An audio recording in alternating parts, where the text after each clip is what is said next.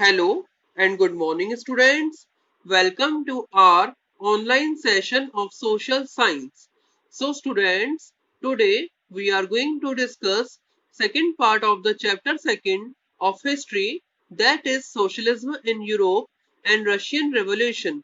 So, students, let's recall the first what we read in the last part of the video, that is first part.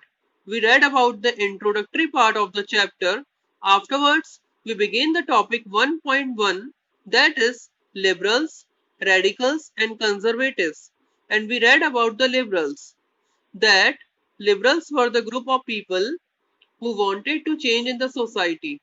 They wanted equality among the religions and they opposed the uncontrolled power of dynastic rulers. So yesterday we have done till here. Today we are going to start from here. And today we are going to start from page number 26. So students, कल हमने liberals के बारे में read किया था कि liberals जो थे वो कैसे थे, बिल्कुल लिबरल सोच वाले थे जो रिलीजन्स वगैरह में इक्वालिटी को फॉलो करते थे। ठीक है, इसके बाद हम पढ़ेंगे रेडिकल्स के बारे में। In contrast, radicals wanted a nation in which government was based on the majority of country's population. तो इसके जस्ट अपोजिट हम रेडिकल्स के बारे में देखेंगे। रेडिकल्स जो थे वो एक इस तरह का देश बनाना चाहते थे, रेडिकल्स इस तरह का देश चाहते थे जिसमें जो गवर्नमेंट है वो कंट्रीज पॉपुलेशन की मेजोरिटी के ऊपर बेस्ड हो। मींस की जो सरकार का जो निर्माण हो, जो सरकार बने वो कंट्रीज की पॉपुलेशन की मेजोरिटी के बेस पर बने, मतलब जो भी जिस तरीका का बिहेव किया जाए वो मेजोरिटी ऑफ पॉपुलेशन के ऊपर डिपेंड हो। मींस की जो सरकार हो वो किसके ऊपर बेस्ड हो, मेजोरिटी ऑफ कंट्रीज पॉपुलेशन के ऊपर। Many supported women suffragette movements. Suffragette movements means होता है a movement to give women the right to vote. इस मूवमेंट का मींस क्या होता है, a movement to give women the right to vote, जिसमें वुमेन को भी वोट देने का अधिकार मिलना। ठीक है, तो काफी जो सपोर्टर्स हैं उन्होंने वुमेन को वोट देने के अधिकार को भी सपोर्ट किया कि वुमेन को भी वोट देने का अधिकार होना चाहिए। लेकिन हमने लिबरल्स में क्या पढ़ा था कि जिसमें जो वोट देने का अधिकार था वो किसके पास था, जिनके पास प्रॉपर्टी है, जिनके पास वेल्थ है, उन्हीं के पास वोट देने का अधिकार था। लेकिन रेडिकल्स की जो सोच थी वो थोड़ी अलग थी। इनके अकॉर्डिंग वुमेन को भी वोट देने का अधिकार मिलना चाहिए और जो वोट देने का अधिकार है वो सब मेजोरिटी, जो सरकार बनाने का अधिकार है वो मेजोरिटी ऑफ पॉपुलेशन के पास ही होना चाहिए। It was a thinking about the radicals. Unlike liberals they oppose the privileges of great land owners and wealthy factory owners. वो लिबरल्स से मतलब थोड़ा अलग थे ये, क्योंकि वे जो ग्रेट लैंड ओनर्स और फैक्ट्री ओनर्स जो थे उनके प्रिविलेजेस को भी अपोज किया करते थे। उनको जो प्रिविलेजेस मिलते थे उनको अपोज किया करते थे। ठीक है, ये लिबरल्स से थोड़ा अलग थे। कौन, radicals. They were not against the existence of private property but dislike concentration of property in the hands of a few. ये प्राइवेट प्रॉपर्टी के अगेंस्ट में नहीं थे, प्राइवेट प्रॉपर्टी के एग्जिस्टेंस के लिए अगेंस्ट में नहीं थे ये, बल्कि ये इस चीज को डिसलाइक करते थे कि कुछ ही लोगों के हाथ में ही प्रॉपर्टी का कंसंट्रेशन जो था उसको ये डिसलाइक करते थे। मतलब ये भेदभाव, डिस्क्रिमिनेशन नहीं होना चाहिए, मतलब सभी के पास इक्वालिटी होनी चाहिए, इस चीज को ध्यान देते हैं। Because this was creating disparity in the society. और कहीं ना कहीं ये सोसाइटी में असमानता को बढ़ावा दे रही थी, इसलिए चाहते थे कि जो प्रॉपर्टी का कॉन्सेंट्रेशन है वो किसी कुछ लोगों के हाथ में ना हो बल्कि सभी के पास होना चाहिए इस चीज की। ठीक है, क्योंकि सोसाइटी में कहीं ना कहीं डिस्पैरिटी को क्रिएट कर रहा था। So students, conservatives were opposed to radical and liberals. Okay, so conservatives जो थे वो radicals और liberals को oppose किया करते थे। अभी हमने liberals के बारे में पढ़ा था, इसके बाद हमने radicals के बारे में पढ़ा था। दोनों ही सोसाइटी में क्या चाहते थे, चेंज चाहते थे। लेकिन conservatives जो थे वो radicals और liberals के अपोज थे। After the French Revolution, however, even conservatives had opened their minds to the need for change. However, हालांकि फ्रेंच रेवोल्यूशन के बाद जो कंजर्वेटिव्स थे उन्होंने अपने माइंड को ओपन किया और कुछ चेंज की जरूरत को फील किया, उन्होंने महसूस किया कि सोसाइटी में कुछ चेंज होना चाहिए। Earlier in the 18th century, conservatives had been generally opposed to the idea of change. 18th century के पहले कंजर्वेटिव्स जो थे वो आइडिया ऑफ चेंज को लेकर अपोज किया करते थे, वो अपोज में थे इसके। By the 19th century, they accepted that some changes was inevitable but believed that the past had to be respected and change had to be brought about through a slow process.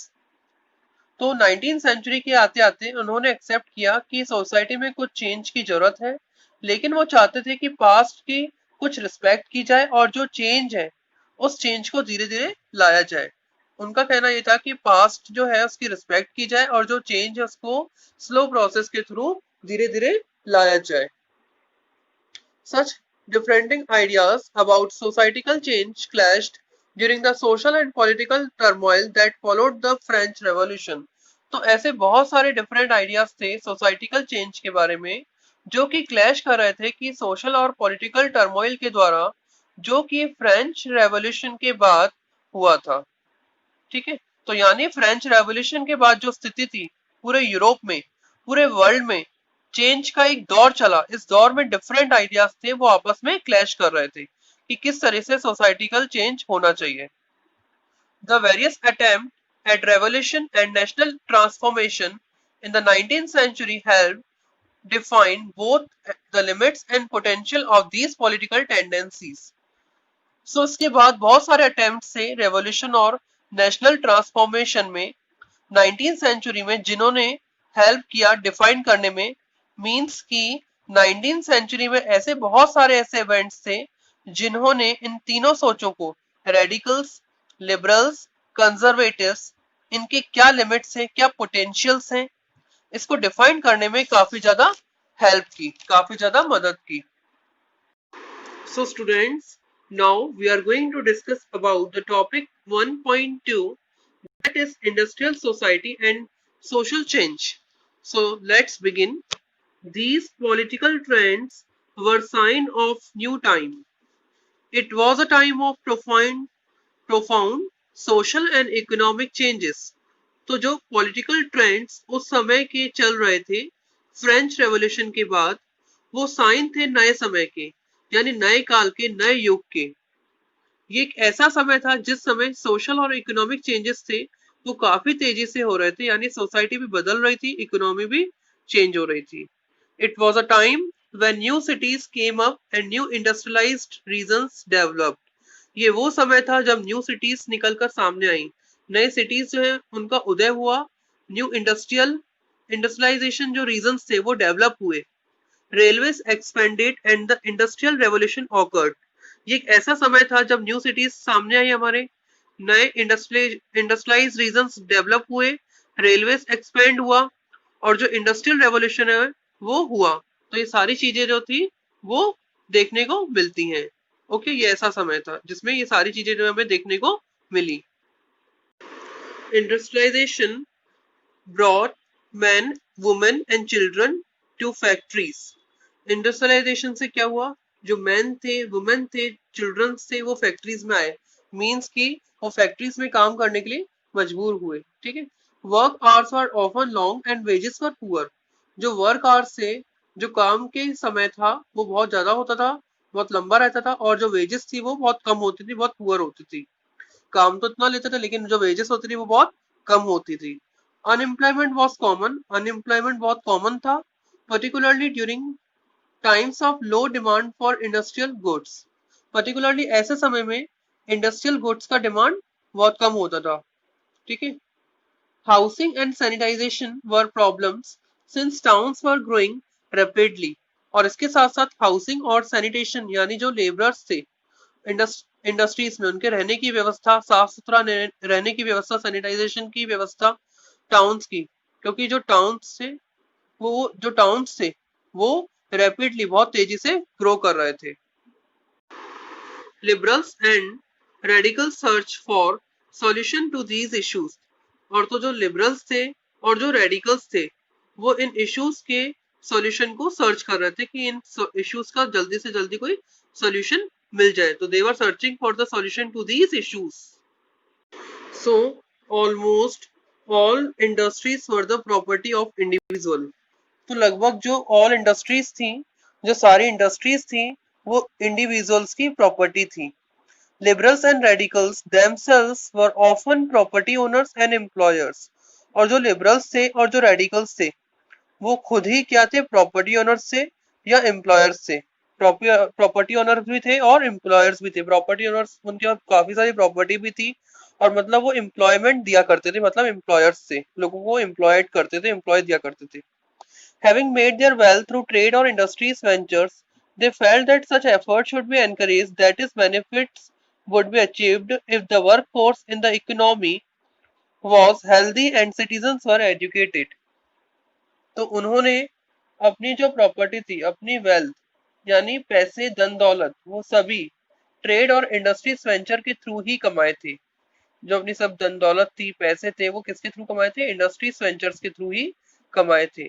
तो इसलिए उन्हें लगता था कि इस तरह के efforts को एनकरेज करना चाहिए और इसी से एक तरह से डेवलपमेंट हो सकता है। तो इन चीजों का फायदा सबसे ज्यादा तभी उठाया जा सकता है जब इकोनॉमी का वर्क फोर्स, यानी एक देश में रहने वाले लोग, जो वर्क फोर्स है यानी जो काम करने वाले हैं, वो हेल्दी हो, और देश के जो सिटीजन हैं वो कैसे हो, एजुकेटेड हो।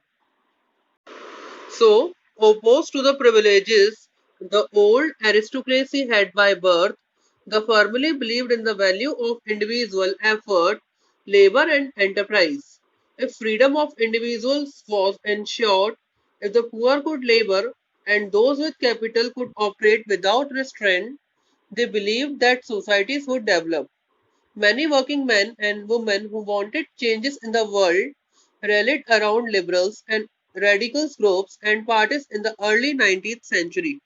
तो ये लेकिन अपोज किया करते थे कि प्रिविलेजेस को, जो कि ओल्ड एरिस्टोक्रेसी के पास थी बाय बर्थ, और ये बिलीव करते थे कि किसी व्यक्ति के, किसी इंडिविजुअल के मेहनत, लेबर, एंटरप्राइजेस पर, ये बिलीव किया करते थे, इनका मानना था कि अगर किसी भी इंडिविजुअल को पूरी तरह से छूट दी जाए, फ्रीडम दी जाए, और उसी फ्रीडम को इंश्योर किया जाए, और किसी भी पुअर को लेबर करने का छूट दिया जाए, और जिसके पास पैसा है यानी कैपिटल है, उसे बिना किसी रोक टोक के काम करने की छूट दी जाए, तो इस तरह से सोसाइटीज में बदलाव आ सकता है और सोसाइटीज डेवलप हो सकती है।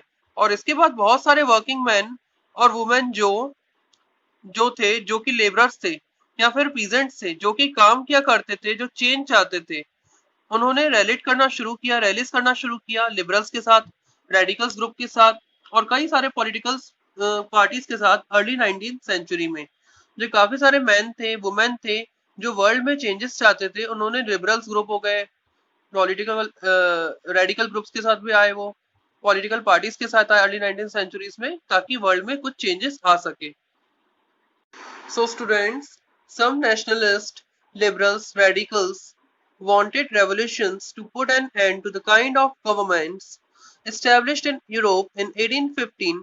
In France, Italy, Germany, Russia, they became revolutionaries and worked to overthrow existing monarchs। और कुछ नेशनलिस्ट ऐसे थे जिसमें लिबरल्स भी थे, रेडिकल्स भी थे, जो रिवॉल्यूशन चाहते थे और चाहते थे कि 1815 के बाद यूरोप में जो गवर्नमेंट आई उन पर रोक लगे, उनको खत्म किया जाए। और फ्रांस, इटली, जर्मनी, रशिया, इसमें जो कुछ ऐसे नेशनलिस्ट थे, उन्होंने रिवॉल्यूशन करना शुरू किया, जो रिवॉल्यूशनरी बन गए, और उन्होंने काम करना शुरू कर दिया, कंस्पिरेसी करना शुरू कर दिया, क्योंकि इस तरह से उस समय के मोनार्क को हटाया जाए गद्दी पर से, सरकार को गद्दी पर से, और सरकार को खत्म किया जाए। तो इस तरीके से उन्होंने काम करना स्टार्ट कर दिया।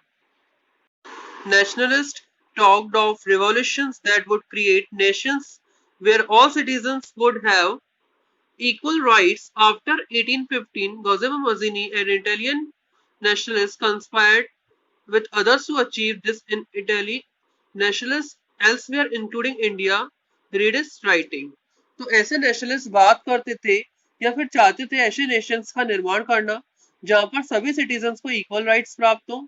1815 के बाद गिउसेppe मज़ीनी, जो कि एक इटालियन नेशनलिस्ट था, उसने कंस्पिरेसी की बहुत सारे अदर्स नेशनलिस्ट के साथ मिलकर इटली में, और इस चीज को प्राप्त किया, यानी इटली में सरकार को गिरा दिया और इटली का एकीकरण किया, और दूसरे देशों के जो नेशनलिस्ट थे इंक्लूडिंग इंडिया, उसके लिखे हुए लेख पढ़ा करते थे।